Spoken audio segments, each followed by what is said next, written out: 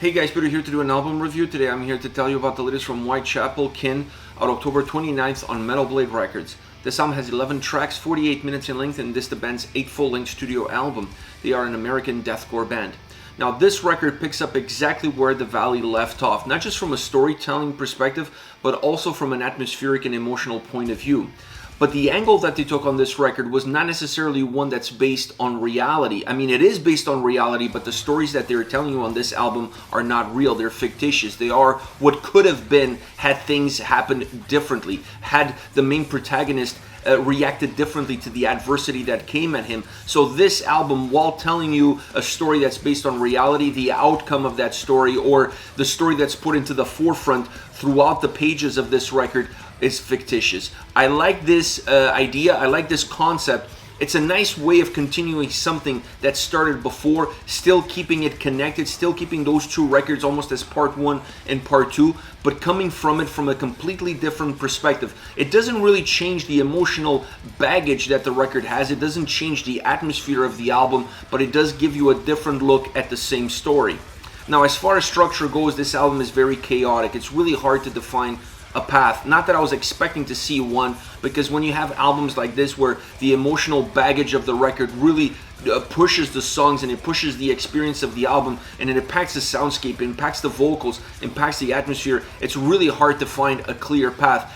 Sometimes things get foggy, things get a little bit disconnected in one's mind in terms of the path that they took in reality and then the path that they want to take in terms of explaining that story from a musical sense. So this record kind of comes across like that. It kind of comes across as pieces of a puzzle, but not necessarily pieces of a puzzle that connect from one to the next. They all connect together at the end of the record, but throughout the album, they're not necessarily coming in the right order. At least it feels to me that there's a little bit of uncertainty as you progress down the line. Now, they added some elements throughout the structure of the record, allowing some songs to connect with one another, allowing them to bleed in from one to the other. This kind of gives you a sense of continuity throughout the record, but even those elements are not super consistent. You're not going to see them on a consistent basis from beginning to end. So when you put it all together, the album has a lot of volatility. It's a record that makes you stop, pause, reset with almost every single track.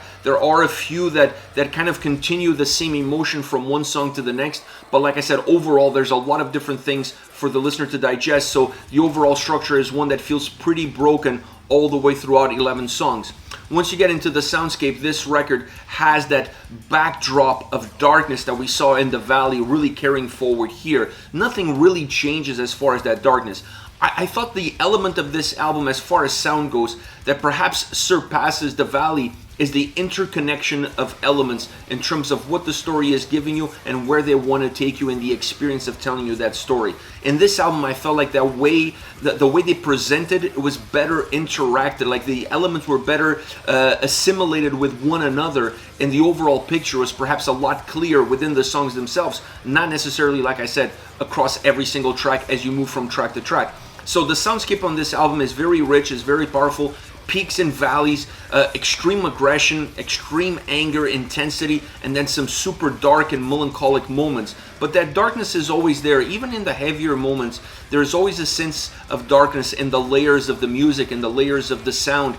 It's a record that has a powerful overall dynamic that feels very combustible almost at every single turn. So it's a record that the listener can really engage itself with, understand exactly what's happening as far as all the different elements, but always feel like they're all intertwining with one another. It's really hard to break the drums away from the guitars away from the drums, the two of them away from the overall darkness that's hidden within layers and layers and layers of the soundscape, and then obviously the vocals and the lyrical content.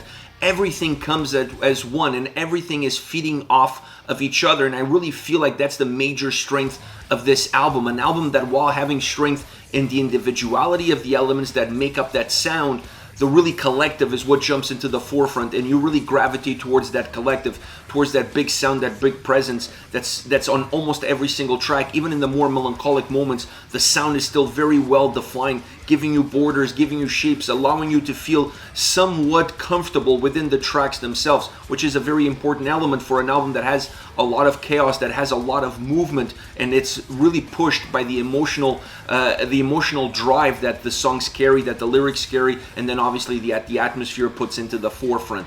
Now, having said all of that, I really want to mention the guitars and drums, because while they're part of this big picture, and this album is really about the big picture, I really like the sound that came out of those two elements. The drums are so thunderous, so powerful, really giving a sense of momentum, really giving a sense of urgency at times, but also at the same time grounding the album. And they ground the album through different experiences and through different methods. In songs that are super heavy, or they're consistently heavy from beginning to end, the pure sheer weight of the drums grounds those tracks. It doesn't allow them to levitate, so it makes the songs feel heavier and heavier as they progress. On tracks where you have some more melancholic or darker moments that jump into the forefront, on those songs the drums kind of set a little bit of a different tone. They're still grounding the record, but they're also there to make you feel a little bit more comfortable within that darker, uncomfortable space within these songs. So I really like the sound of the drums. I really like the execution. Same could be said for the guitars. They're doing exactly the same thing, sometimes being a little bit more chunky, pairing up with what the drums are doing in order to create this just bulldozer sound, like this just complete blender that just comes at you uninterrupted. And sometimes they move in more into the backdrop, allowing to bring some darkness into the forefront, allowing the songs to become a little bit more stripped out, allowing them to be or feel a little bit more introspective. But the guitar sound and guitar execution is top notch all the way from the top to the bottom. Look at the solos. The solos on this record are always at the right spot at the right time with the right element, always making the song feel complete, adding value to the track. You're not going to see a solo on this record that is just there because, oh, you know, a solo kind of needs to be there. No, the solos are there in order to enhance the experience, in order to better tell a story. That's what their point is, and that's exactly what they deliver. On top of it all, you have Phil having an incredible performance on vocals.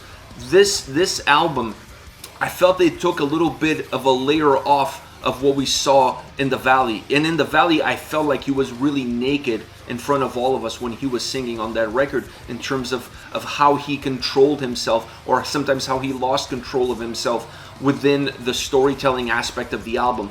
I felt that on this record he went a little bit deeper, because perhaps it worked for him in terms of redoing some of the wrongs that he wasn't able to do in the past. So this album has almost that sense of rewriting history, and because it has that sense of rewriting history, I really felt like his vocals came across differently, had more of an impact. They were more penetrating. They felt a little bit more satisfying, because you're finally getting something off of your chest, and you're kind of exercising all of your demons on one single album. So because of that, the vocal performance becomes a little bit more organic and becomes slightly better defined within the overall parameters of this record. All around, this is the Valley Part 2. I mean, Kin is really the continuation. I like the concept. I like the idea, I like the theme, I like the continuation. The Valley was such a strong, deep-driven album, and this one doesn't fall behind it. This one really just pushes the envelope forward. It's just giving you the same story from a different perspective. So I really enjoyed this record. I wasn't too much of a fan of how the album ends. I felt like the album lost a little bit of steam towards the last third. Not to say that there isn't some heaviness at the end of the record, but overall, the album starts to lose a little bit steam towards the last third. So I think they perhaps could have constructed the album in a way that the strength that we get at the beginning is the same strength that we get at the end. I like some of the use of the same elements, like the acoustic guitars in the opening song and in the last song. That gives a sense of going full circle. But I felt that overall, the strength of the record, as far as heaviness is concerned and as far as brutality goes, it's really packed top heavy. And then at the end of it, it has more of an introspective look. As far as favorite songs are concerned, I want to start off with I Will Find You. This is the opening track on the album. I really like the acoustic intro. It almost feels like a little bit of a country song. It has a little bit of a western, spaghetti western vibe, and then it starts to morph. It starts to become heavier, starts to become bigger. The drums are absolutely killer. The guitars become a little bit more of a melodic drive on this track, allowing the drums to carry the weight and carry the heaviness of the song. The vocals come on top of it, and they really push a lot of aggression. They make the song feel a little bit more in your face in terms of how they combine with the already existing heaviness of the drums. Overall, is a very melodic, pounding song, but it still has some melancholy, and I really like the melancholy. And that melancholy comes into the forefront when the clean vocals show up. The clean vocals kind of give you an idea that the song is going into a much darker and somber part, but that dark and somber part was already there in the heavier side. It's just that it was a layer that was kind of hidden underneath all the heaviness of guitars, vocals, and drums. When those start to dissipate, you start to see that somber, that dark nature of the song coming into the forefront. You match that with the vocals, with the clean vocals, and then you have a guitar solo that's squeezed in between these two very melancholic portions before the song comes almost full circle and goes back into its heaviness. Really incredibly constructed track. A song that has a lot of ups and downs. Is very dynamic, very brutal, very heavy, but still gives you a sense of darkness all around. Really the best style or the best construction for an opening track, because it gives you a little bit of everything of what this album is going to be giving you throughout the remainder of the tracks. Next, you have The Ones That Made Us. This is a really interesting song because it's heavy and it's very linear. It doesn't give you ebbs and flows. It's not as dynamic. It's more straight to the point. There's a message to be said. There's something to get off of your chest. So there's no point on beating around the bush. Let's just get to it. So it becomes very heavy musically and vocally, linear as well. Like I said, there's no ups and downs. The guitars are chunky, the drums are just thunderous, and when you have chunky guitars with thunderous drums, that really becomes the backdrop of the song itself. It's the 1-2 punch, if you will. The vocals add brutality to the overall feel of the song. It really feels like you're just letting out all of that inner pain, all of that inner suffering. Everything is just bubbling to the surface, and there's no more ways of holding it down. You just gotta say it regardless of who it hurts or what it does. It's not about the result, it's about getting it off your chest, and this song kind of comes across a little bit from that perspective. I really like the straightforward motion and the straightforward direct approach that this song has. Last but not least, To the Wolves. I think this is the heaviest track on the album. It just has a lot of power, a lot of aggression. Once again, musically and vocally, really well consistent from that perspective. It's just a brutal song all around. Great guitar solos on this track, and the solos go far away from the overall sound experience that the song have. They go more into a melodic feel, but it once again, it helps bring in that blanket of darkness that really is one of the DNA or one of the main core elements throughout this entire record, in different doses from song to song, but it's there on every single track. And on this song, I felt like the solos were the ones that kind of ushered it in outside of the overall heaviness that the track already has, because the drums and guitars together really build this wall of power, this wall of intensity and aggression that seems to come closer and closer and closer to you, and you can't really escape it. That's the natural feel of this song, and like I said, one of the heaviest, if not the heaviest song on the record.